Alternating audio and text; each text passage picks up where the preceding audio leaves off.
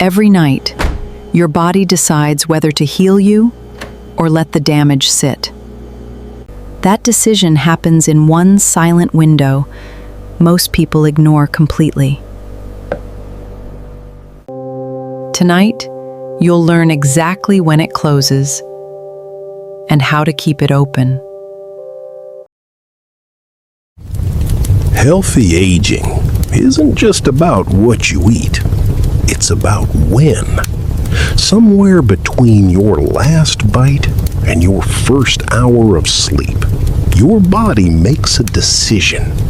A decision that either repairs you or lets the damage sit. Tonight, you're going to understand that decision, and you may never eat the same way again. There's a woman I know, 71 years old, widowed 6 years now. Her kitchen light stays on longer than it used to, not because she's cooking, but because the evenings are long and the refrigerator hums like company. She started eating at 9, sometimes 10.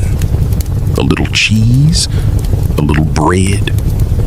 Nothing dramatic, just enough to feel the quiet.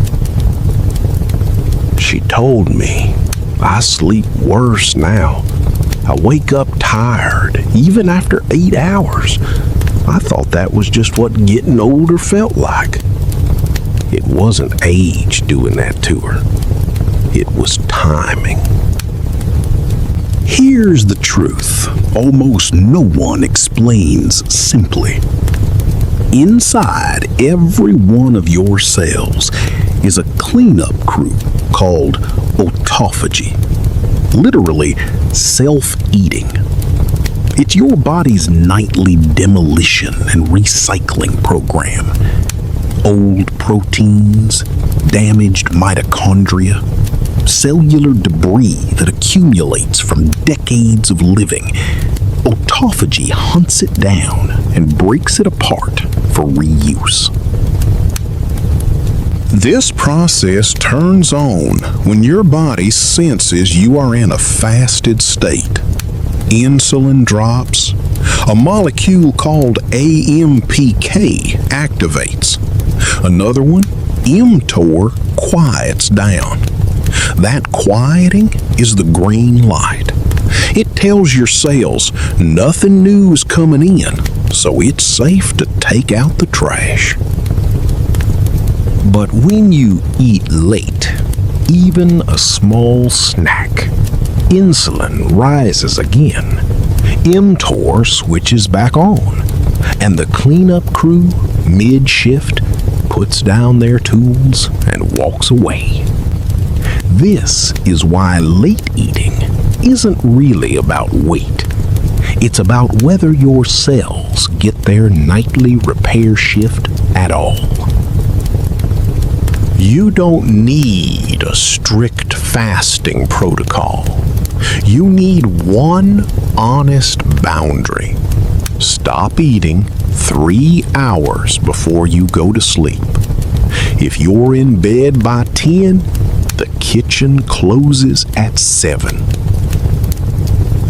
That gap is where autophagy gets its window. Even a partial window, 90 minutes, 2 hours, still lets that green light turn on before your body drifts off.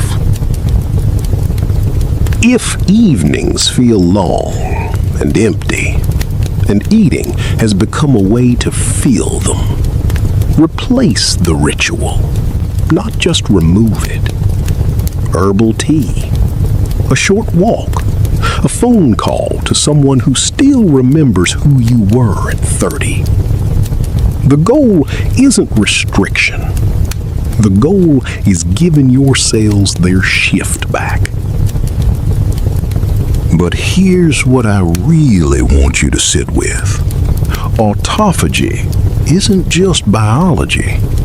It's a metaphor your body has been living out every single night of your life, whether you noticed or not.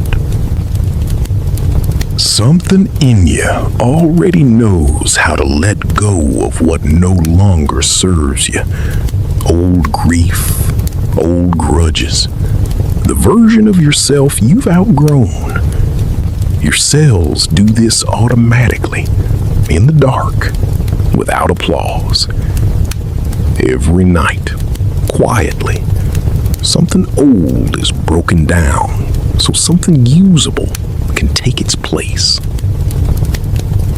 Maybe that's the invitation.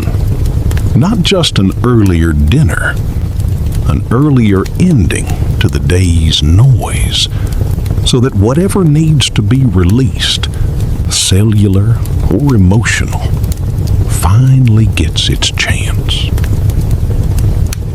Eating late doesn't just affect your waistline. It interrupts the nightly repair process your cells depend on. Autophagy needs a fasted window to activate. Give it 3 hours before bed, and you give your body back its cleanup shift, and maybe give yourself the same gift. This episode is a personal perspective and general wellness information, not medical advice. If you have diabetes, are on medication affecting blood sugar, or have any condition involving meal timing, please consult your doctor before changing your eating schedule. If this reached something in you, send it to one person tonight. Someone who eats their dinner too late and doesn't know why they wake up tired. Follow @Art of Aging Podcast, and I'll see you next time.